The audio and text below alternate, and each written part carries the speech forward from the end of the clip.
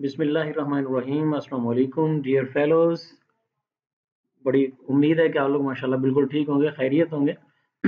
So you are welcome to learning with Ali Nazir, and you know very well that we are just talking about the correct use of the verb. तो आज हम जो बात करेंगे वो conditional sentences से मुताल्लिक होगी। Conditional sentences वो सेंटेंसेस होते हैं जिसके अंदर कोई ना कोई कंडीशन मौजूद हो, और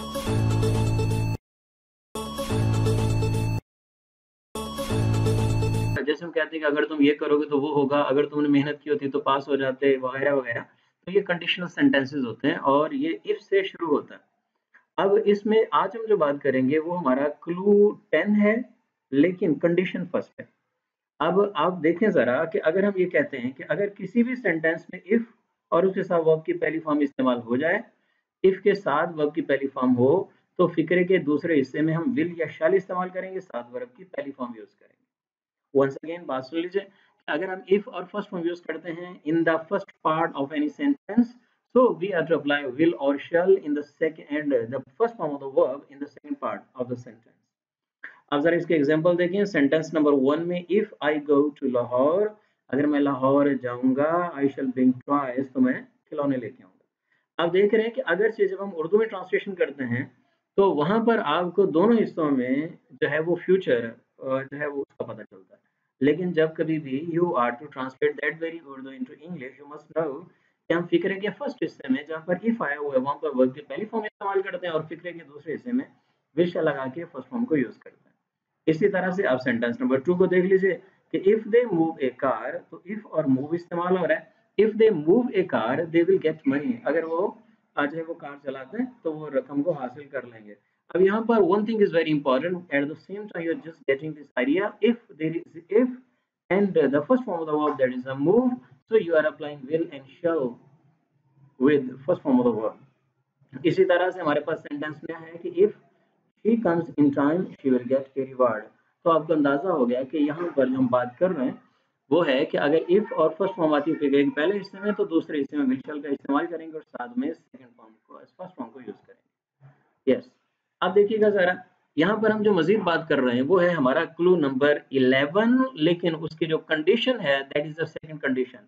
हम कहते हैं कि अगर किसी सेंटेंस के अंदर इफ और second form of the verb इस्तेमाल हो, तो फिक्रे के दूसरे हिस्से में वुड इस्तेमाल होगा और साथ में वर्ब की पहली फॉर्म इस्तेमाल होगी। मिसाल के तौर पर यहाँ पर हमने जो पहली एग्जांपल फिट की है वहां पर है इफ आई प्लेड क्रिकेट, तो इफ इस्तेमाल हो रहा है, साथ में वर्ब की सेकंड फॉर्म जो प्लेड है वो इस्तेमाल हो रही है।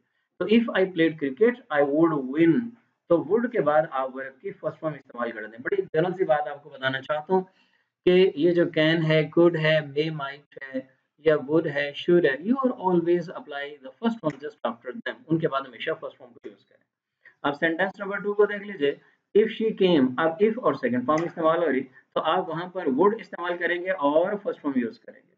सेंटेंस नंबर 3 में देखें, इफ और साथ में कंसल्टेड है, तो if they consulted A doctor, if and second form of the verb दूसरे हिस्से में वुड इस्तेमाल हो रहा है और साथ में रिपेंट यानी फर्स्ट फॉर्म यूज हो रही है। तो हमने जो दूसरी कंडीशन लगाई इफ और सेकंड फॉर्म, तो फिक्रे के दूसरे हिस्से में वुड और फर्स्ट फॉर्म होगा।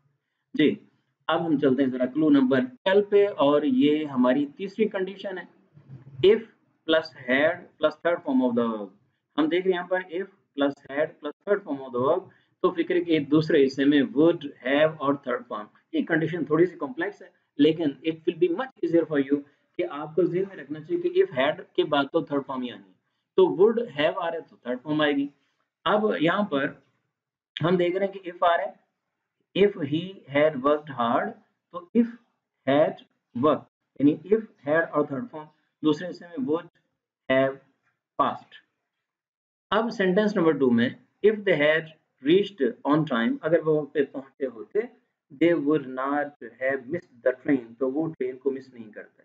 हम देख रहे हैं यहाँ पर इफ हैड और थर्ड फॉर्म इस्तेमाल हो रही है, दूसरे हिस्से में वुड, हैव और थर्ड फॉर्म यूज हो रही है। अब हम ओवर अगर तीनों कंडीशन की बात करें, तो पहली कंडीशन थी कि अगर फिक्रे के पहले हिस्से में इफ और फर्स्ट फॉर्म आ जाए, तो फिर दूसरे हिस्से में विल शैल लगाते हैं और साथ फर्स्ट फॉर्म लगाते हैं। अगर फिक्रे के पहले हिस्से में इफ और सेकंड फॉर्म आ जाए, तो फिक्रे के दूसरे हिस्से में वुड और फर्स्ट फॉर्म आएगी।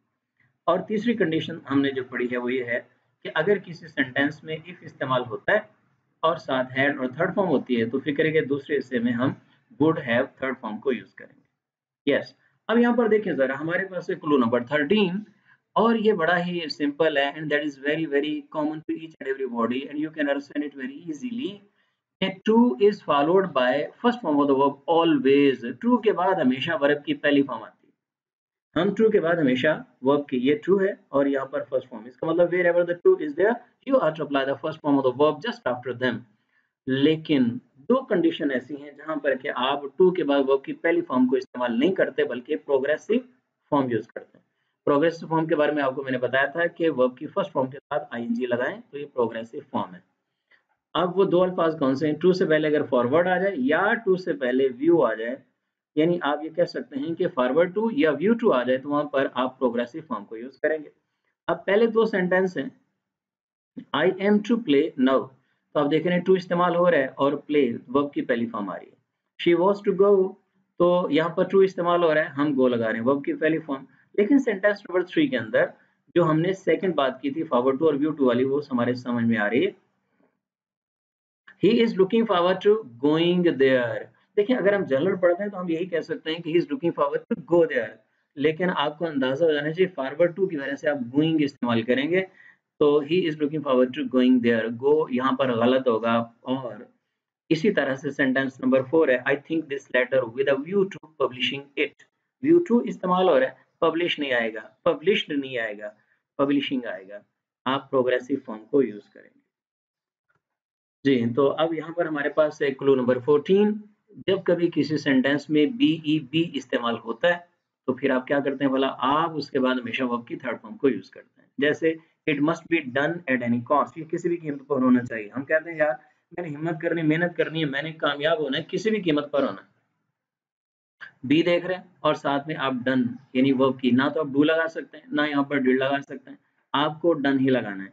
इसी तरह से सेंटेंस है the food will be cooked by the cook, be इस्तेमाल हो रहा है, कुक्ड आप यहाँ पर लगा रहे हैं कुक्ड। और एक चीज यहाँ पर one tip that must be always there because we are just talking about not only the rules but also that is related to the pronunciation. अगर किसी भी लफ्ज के आखिर में ईडी इस्तेमाल होता है, at the end of any word ED इस्तेमाल हो रहा होता है, ईडी यानी सेकंड फॉर्म लगाने के लिए हम जो रेगुलर वर्ब्स होते हैं उनके लिए हम ईडी लगाते हैं। ईडी इस्तेमाल हो रहा और ईडी से पहले ख साउंड हो, ख। अब ये जो ख साउंड है यानी के साउंड जो है ना, ये के और सी दोनों की वजह से आती है।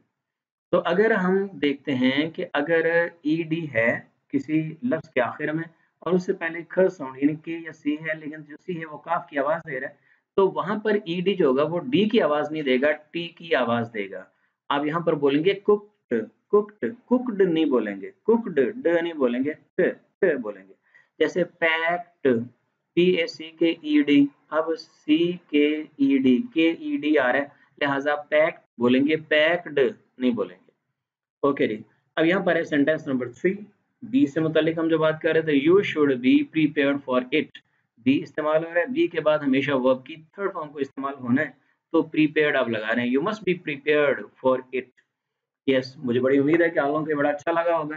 And learning is life and life is everything and you can enjoy the life as well as the learning. Hopeful हूंगा मैं, आप लोग सब्सक्राइब कीजिएगा, इंकरेज कीजिएगा और अपने पॉजिटिव कमेंट कीजिएगा। Thanks a lot, be blessed ever.